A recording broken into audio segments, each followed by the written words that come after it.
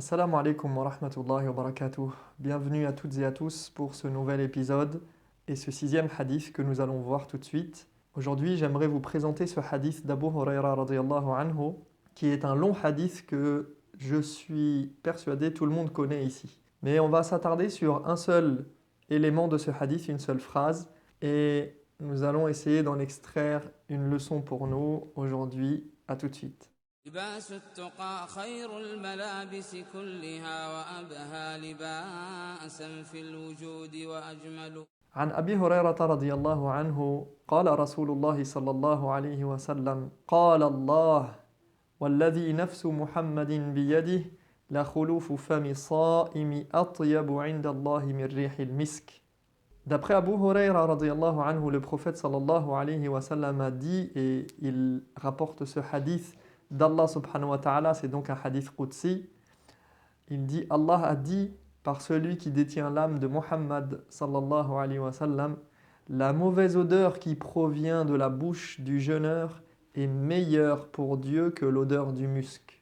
C'est un long hadith qui parle des récompenses, des actes des musulmans et notamment le fait que le jeûne a une très grande importance auprès d'Allah subhanahu wa ta'ala et qu'il est récompensé de manière indéfinie et de manière incommensurable.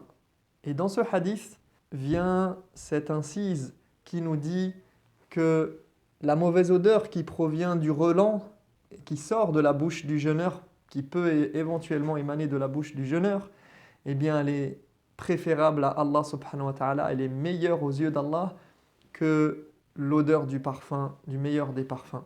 Alors ici, ce qui va m'intéresser, la leçon que j'aimerais que nous retenions, c'est par rapport aux critères de réussite. C'est que le véritable critère de réussite, eh bien, c'est Dieu qui le définit. Ici, Allah subhanahu wa ta'ala a opposé deux choses, deux odeurs. L'odeur du relent gastrique dû au jeûne et l'odeur du parfum.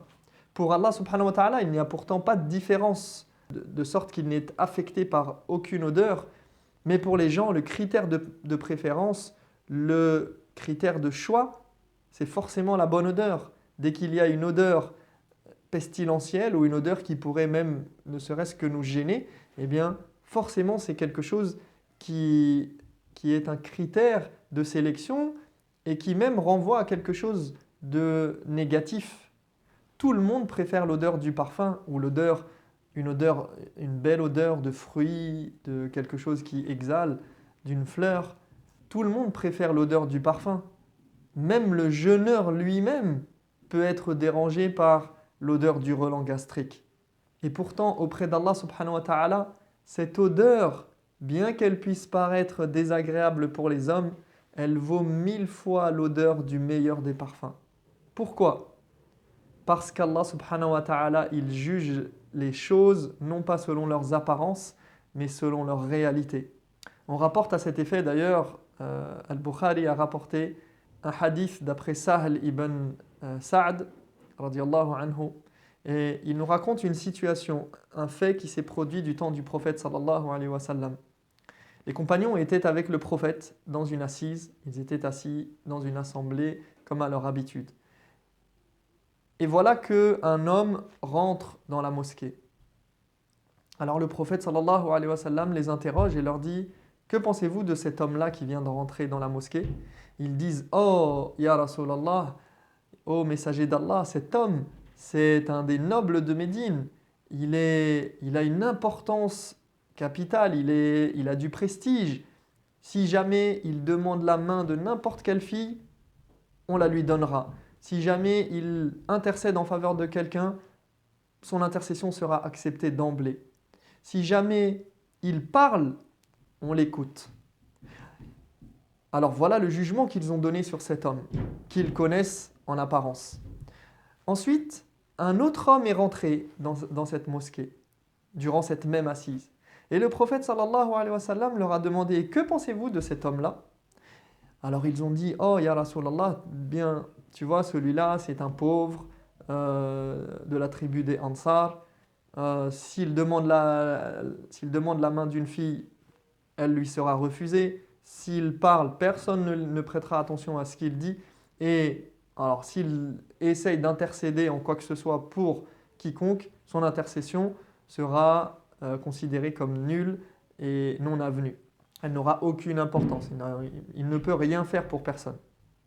Et le prophète sallallahu alayhi wa sallam de conclure et de dire, eh bien, vous avez vu ces deux hommes, il a dit le deuxième, celui-là que vous voyez comme pauvre, insignifiant, qui n'a aucun pouvoir et qui ne peut rien faire, eh bien celui-là vaut 1000 fois l'autre homme.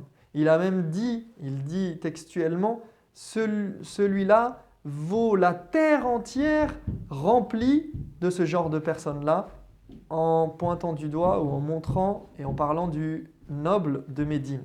On voit à travers ce récit et à travers le hadith La khulufu fami s-sa'im atyabu 'inda Allahi min rihil misk, on voit que les critères de supériorité auprès d'Allah subhanahu wa ta'ala sont différents de ceux des gens. Les critères de jugement d'Allah, du jugement qu'Allah peut porter sur les choses et sur les personnes, eh bien, ils sont différents et ce ne sont pas forcément les critères qui nous paraissent à nous évidents de prime abord. Au point que le prophète sallallahu alayhi wa sallam dira Rubba ash'atha aghbar madfu'in bil abwab law aqsama ala Allah la abarra. Certaines personnes qui paraissent insignifiantes, qui n'ont pas l'air de personnes importantes, qui sont mal habillées, mal apprêtées, que tout le monde repousse, si elles juraient par Allah, leur serment serait exaucé. C'est-à-dire que s'ils juraient qu'il va se passer quelque chose, ou s'ils juraient par rapport à une situation, eh bien leur statut auprès d'Allah ferait qu'Allah aurait honte de ne pas exaucer leur requête ou ne pas faire les choses conformément à leurs paroles. Ils ne valent rien du tout aux yeux des gens, mais pour Dieu, ils méritent que leurs promesses soient entendues.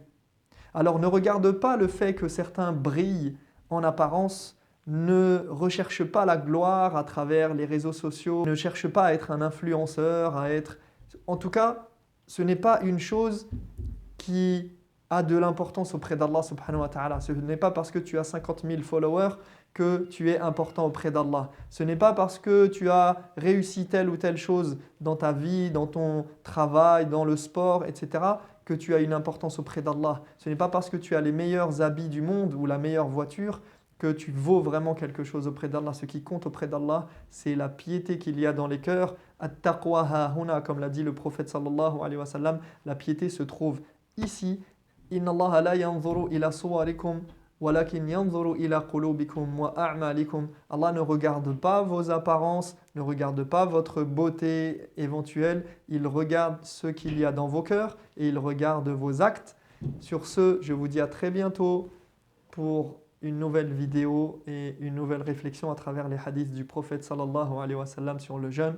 Wassalamu alaikum wa rahmatullahi wa barakatuh. فما أحسن التقوى وأهدى سبيلها بها ينفع الإنسان ما كان يعمل